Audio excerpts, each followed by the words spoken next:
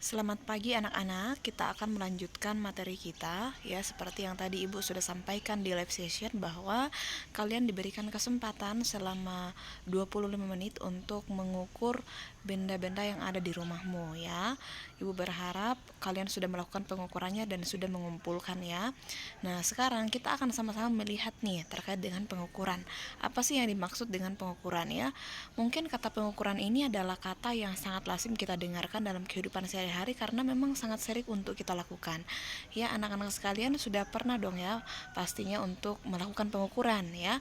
Mulai dari SD itu seharusnya sudah pernah ya di pelajaran matematika. Nah, sekarang kita mau belajar lebih dalam lagi pengukuran itu seperti apa ya. Oke. Jadi di dalam materi ini sebenarnya yang mau dibahas itu ada dua ya, ada besaran dan satuan, lalu ada penggunaan alat ukur. Cuma nanti mungkin tidak akan semua ibu bahas karena materinya terlalu panjang dan waktu kita tidak cukup, sehingga nanti materinya akan lebih lanjut lagi kita pelajari minggu depan ya. Jadi untuk hari ini tidak semua dari besaran dan satuan sampai penggunaan alat ukur untuk kita pelajari, tapi sebagian besarnya saja akan kita pelajari. Oke.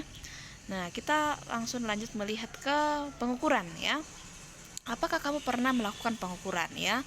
Pasti sudah pernah ya. Kalau memang belum pernah melakukan pengukuran, tidak mungkin ya di pelajaran matematika juga kamu sudah pernah melakukan pengukuran harusnya ya.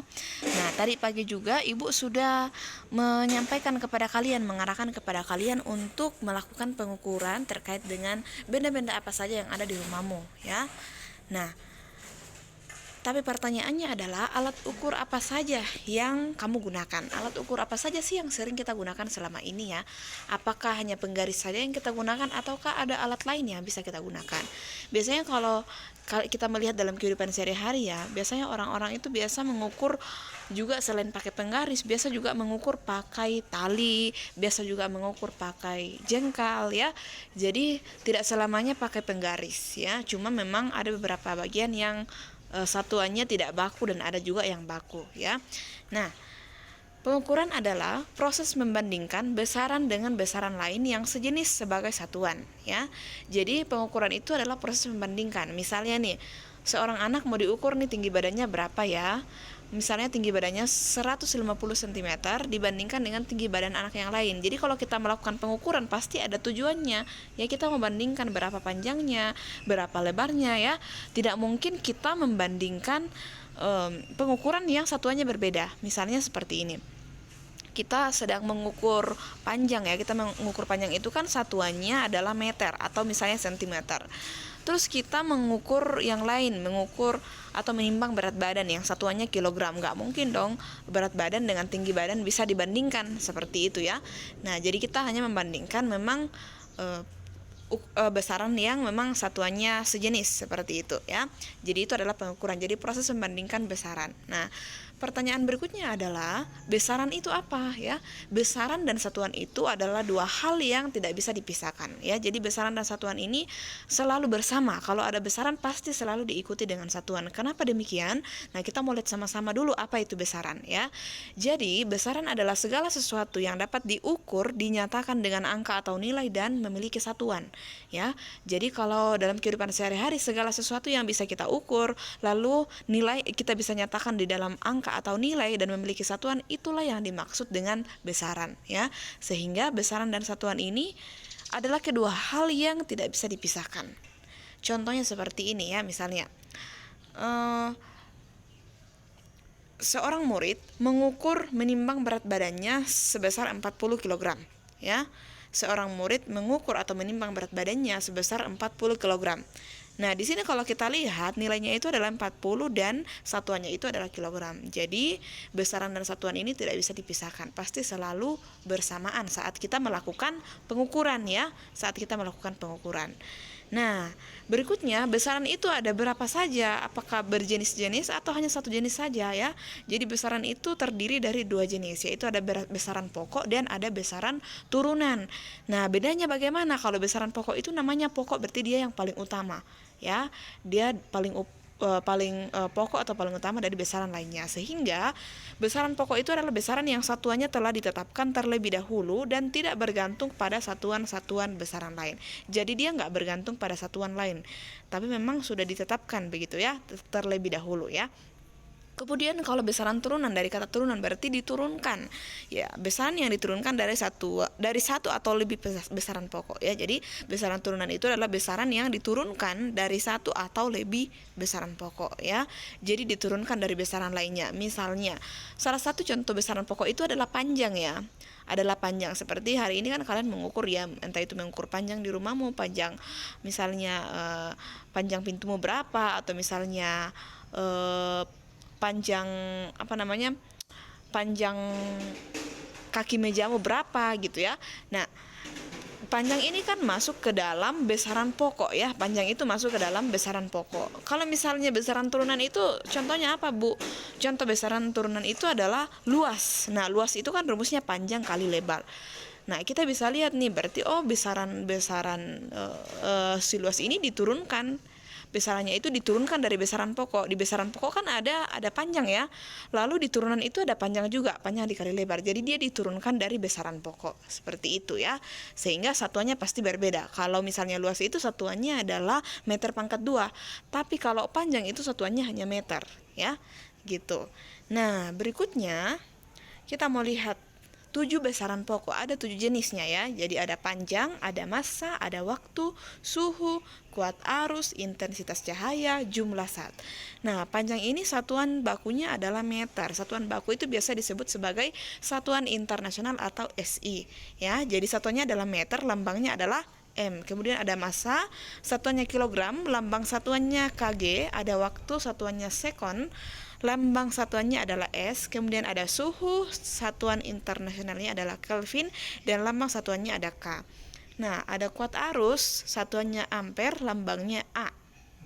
Kemudian ada intensitas cahaya, satuannya kandela, lambangnya CD. Lalu ada jumlah zat, satuannya mol, dan lambangnya tetap mol ya. Namun di kelas 7 ini kita hanya akan fokus untuk belajar panjang, massa, waktu, dan suhu. Itu saja dulu.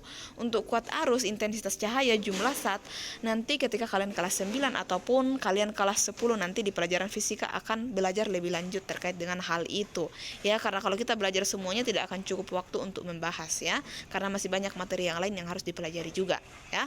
Nah, sekarang kita mau lihat ya contoh alat ukur untuk mengukur panjang dan lebar ya. Tadi kan di rumahmu kamu sudah mengukur nih, melakukan pengukuran di rumahmu. Ibu belum periksa ya alat ukur apa saja yang kamu gunakan. Nah, sekarang kita mau lihat dalam kehidupan sehari-hari alat ukur apa saja sih yang bisa kita gunakan. Apakah kita hanya sebatas menggunakan penggaris atau ada alat ukur lain yang bisa kita gunakan ya.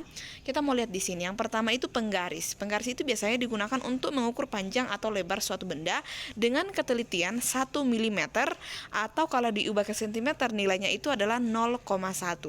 Pertanyaannya adalah, dari mana sih dapat nilai 1 mm menjadi 0,1 cm?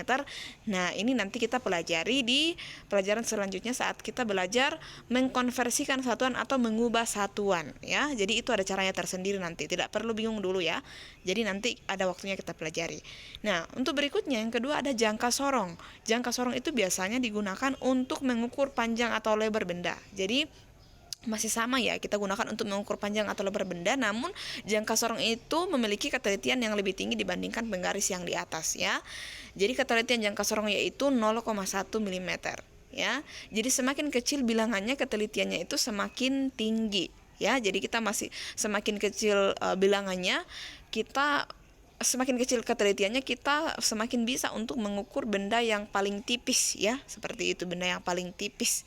Nah, kemudian berikutnya itu yang terakhir ada mikrometer sekrup ya. Mikrometer sekrup ini biasanya digunakan untuk mengukur suatu benda seperti kawat ataupun benda dalam bentuk lembaran seperti kertas atau buku. Jadi mikrometer sekrup ini kan ketelitiannya di sini 0,01 mm ya. Itu artinya ketelitiannya lebih kecil lagi dari jangka sorong.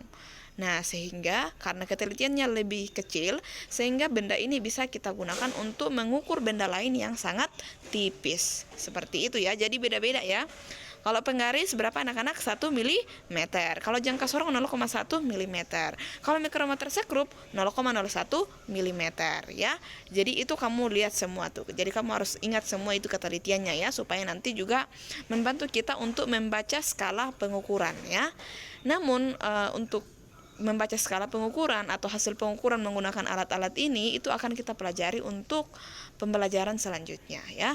Kalau misalnya kamu penasaran, kamu bisa cari informasinya mulai dari sekarang, bisa cari-cari pembelajaran di YouTube, bisa cari ya informasinya cara menggunakan jangka sorong, cara menggunakan mikrometer sekrup, cara menggunakan penggaris ya. Mungkin masih ada di sini yang cara menggunakan penggarisnya itu salah ya.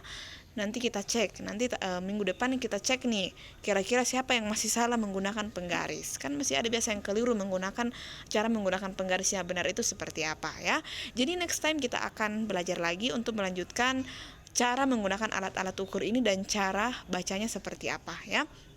Kalau misalnya nanti sempat, kita juga nanti akan masuk di lab fisika supaya kalian bisa melihat alat ukur tersebut seperti jangka sorong dan mikrometer sekrup. Kalau mistar atau penggaris kan sudah sering ya kita temui dalam kehidupan sehari-hari. Cuma kalau jangka sorong dan mikrometer sekrup itu jarang sekali kita lihat karena memang jarang digunakan, sehingga mungkin masih asing bagi kalian ya. Semoga nanti ada kesempatan kita masuk di lab fisika supaya kalian bisa lihat ya. Oke anak-anak, demikian pembelajaran kita pada hari ini. Terima kasih untuk waktu kalian hari ini sudah mengikuti pembelajaran dengan sangat baik ya. Ibu berharap kamu memahami setiap pelajaran yang Ibu sampaikan, walaupun ini adalah pertemuan pertama di semester 2 di pelajaran IPA. Oke anak-anak, terima kasih. Selamat pagi, Tuhan Yesus memberkati.